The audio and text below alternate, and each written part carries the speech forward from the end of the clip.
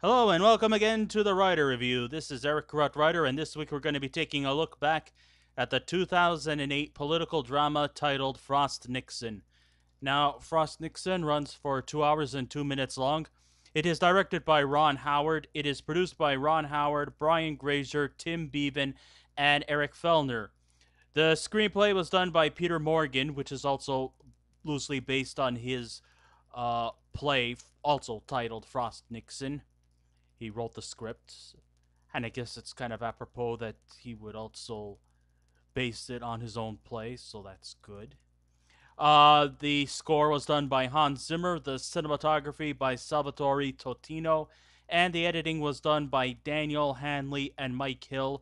And the stars of the movie are Frank Langella, Michael Sheen, Kevin Bacon, Rebecca Hall, Toby Jones, Matthew MacFayden, Oliver Platt, and Sam Rockwell.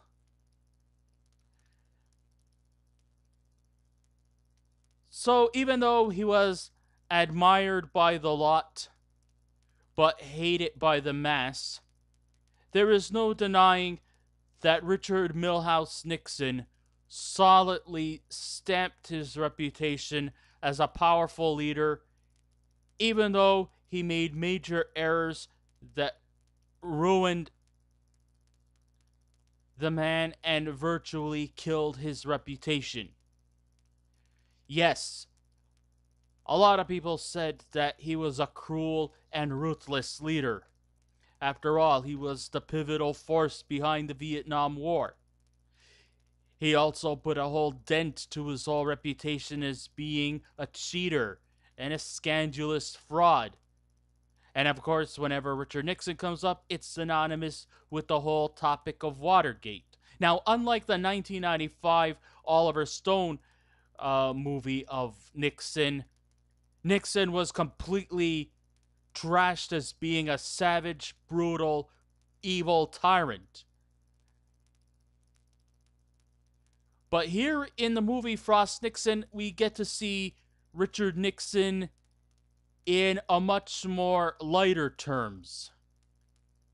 Yes, I know whenever he steps into a room, he will definitely outpower you. He's intimidating.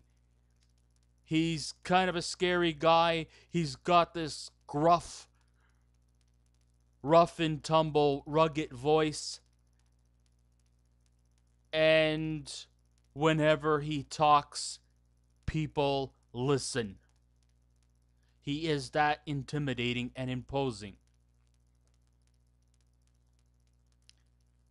And even though he put a major dent in his reputation, and this was kind of like the pivotal steps in how politics had been completely mistrusted by the mass, we can't help but to show a small fragment of sympathy and humanity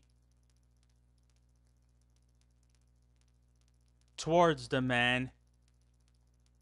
We see a man who is completely fragile, and he's going to have to live with this shame, with this burden, with this huge wedge on his back, with this whole chain around his body towards the end of his life, in which he died in 1994. Even after his resignation from office, Tricky Dick can still generate power just by stepping through a door. When coming to an interview, Nixon can manipulate his responses through his commanding voice and his subliminal charm. In Frost Nixon, director Ron Howard casts Frank Langella to play the part of Nixon as we examine the fragile personification of just how insecure Richard Nixon truly was. And even though he's graced the screen long before I was born, this is truly one of Frank Langella's best performances in his illustrious career. Sure, I know he's made a lot of stinkers like Masters of the Universe and a lot of low budget, low key, poorly rated films. But here, I think this movie was, a pivotal step for a guy who may appear to be past his prime, but showed that even for a guy who's like, he was in his 70s at the time, he could still is capable of playing a part of Nixon without falling into the vernacular of being caricatured. He's not, playing like him like as a spoof or a parody or anything kind of satirical.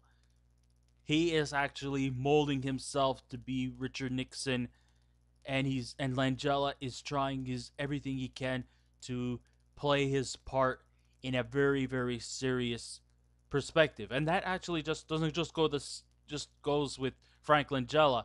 The entire cast actually is refraining from using any kind of cartoony like satire. This is not a satirical take on the Frost Nixon thing. This is a actual adaptation of an event that really took place between March 28th, 1977 up until around early April of that year.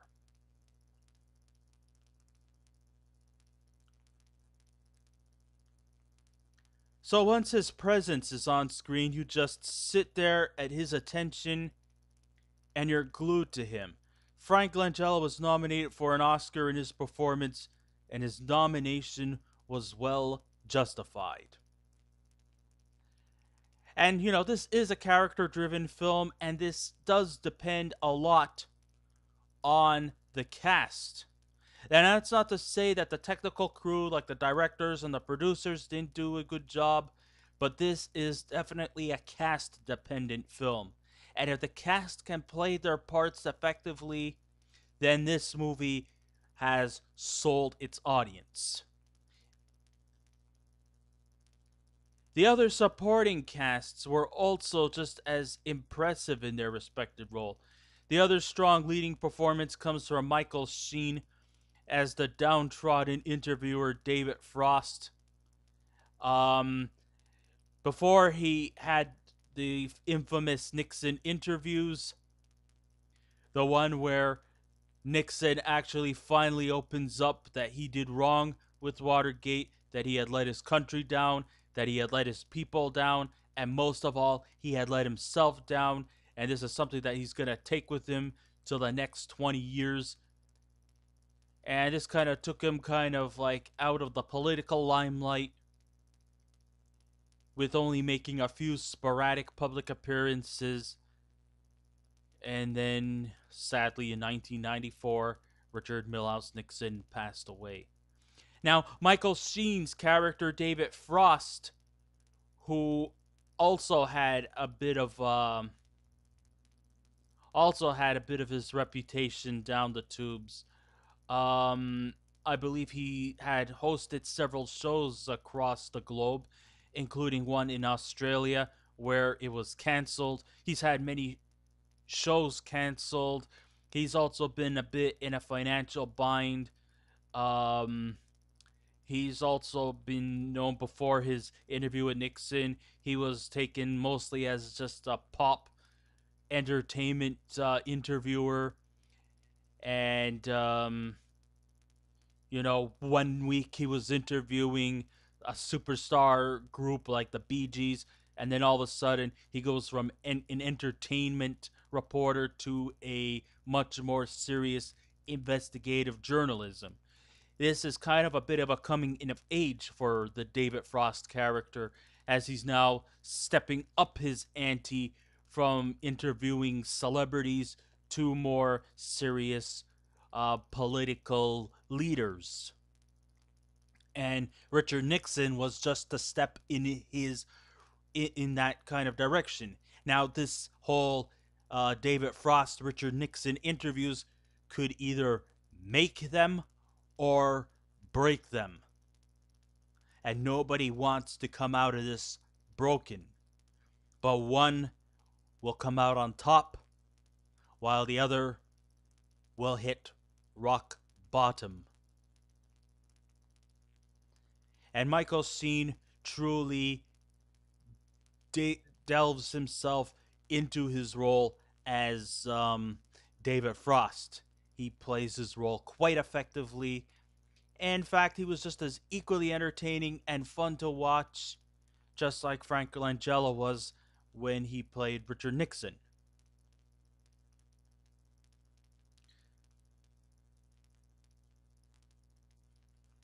The other notable performances come from Oliver Platt and Sam Rockwell as the two investigators on assignment to help Frost prepare for his very important interview that could either make him or break him. And even though Langella was carrying the heavy cargo, the supporting cast were just as important, and they are not being treated like glorified, insignificant cameos. No, their roles are just as equally important, and they each play their roles very, very effectively. The real standout in terms of supporting characters was Kevin Bacon in his performance as Nixon's chief of staff, Jack Brennan.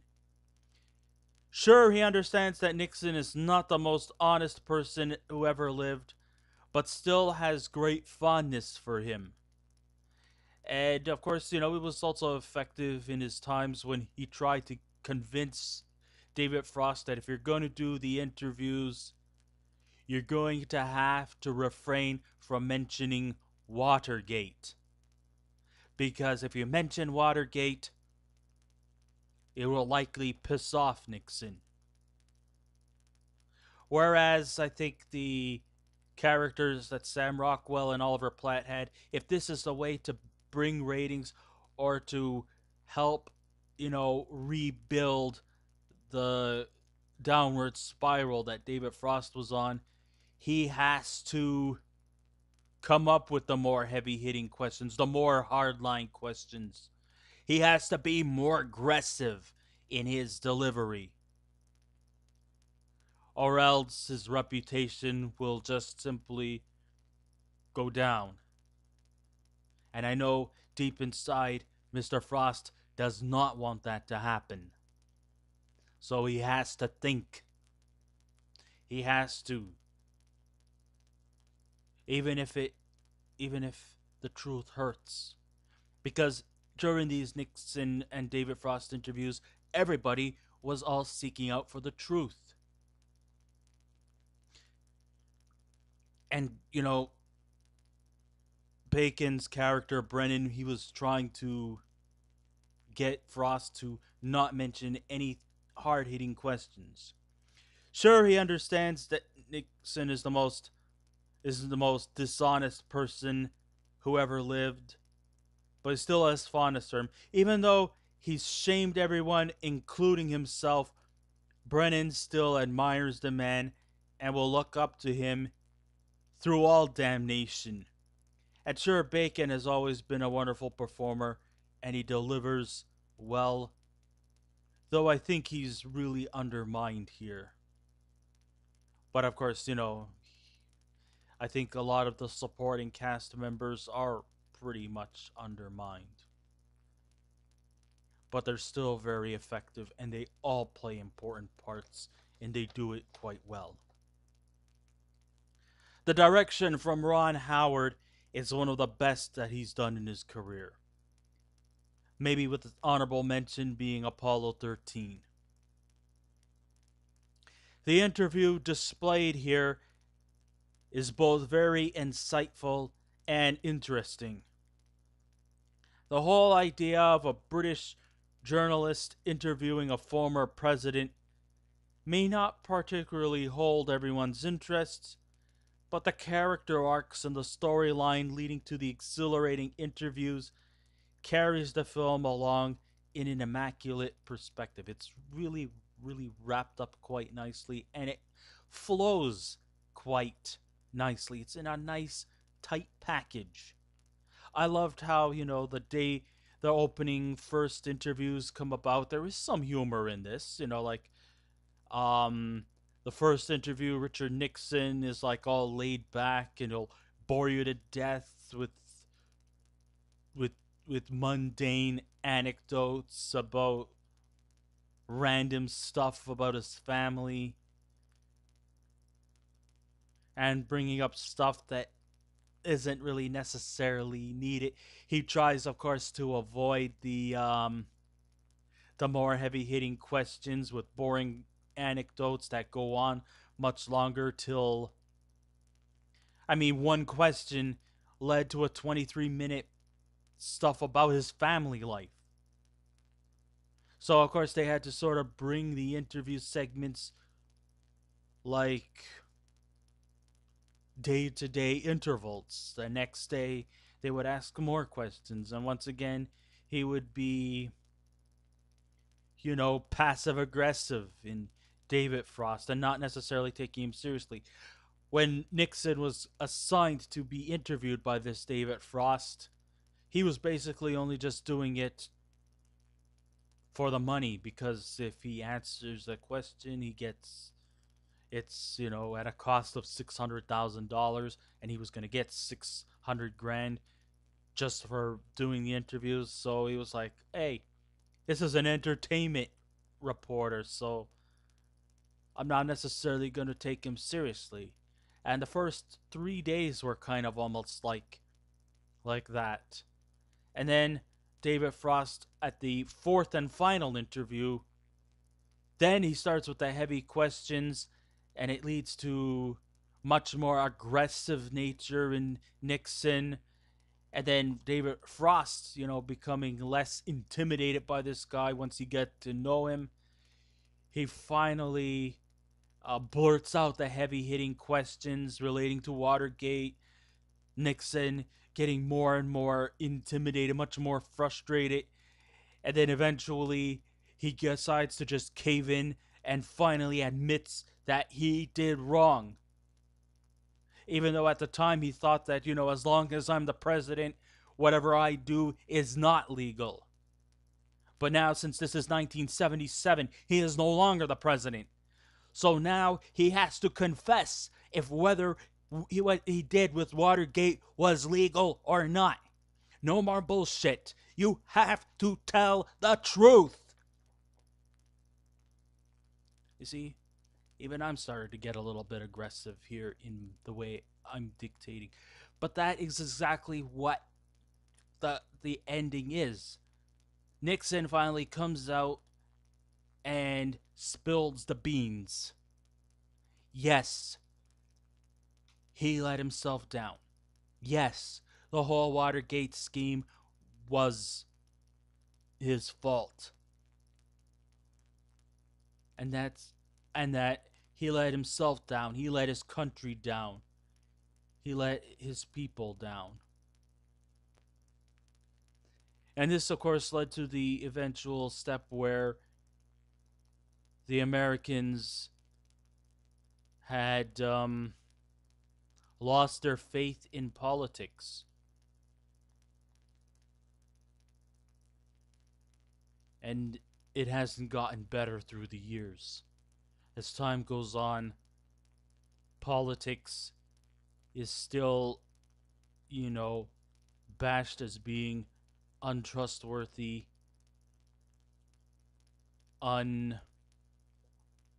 unfair, and corrupt.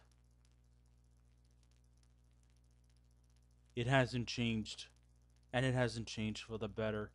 And I think as every year it goes by, and I don't mean to be a cynical jerk, but it has come to a point where it's not getting any better. When was the last time we actually really ever had an honest president? Richard Nixon was a bad president. Yes, I'm not going to lie to you. I didn't know the man. I'm not American. But from the stuff I've read and from what his reputation was, he wasn't good. But at least in this movie, he finally confessed what he did was wrong, and that he's not asking for forgiveness. What he's asking for is our sympathy, that we all make mistakes. we're all human. What he did was terribly wrong, maybe totally unforgiving. But in the end, we've all done wrong at one point in our lives. It could be something small, or it could be something big. But no matter what, we've all made mistakes. We've all said the wrong things. We've all done the wrong things. And until somebody casts the first stone to say that they're perfect, let them speak now. No, I didn't think so.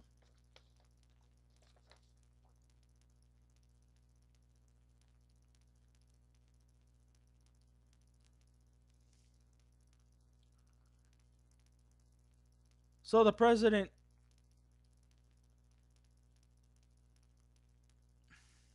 so during, this interview, you can't help but feel sympathy for Frost as, he's placed in a precarious situation against a very intimidating man like Nixon.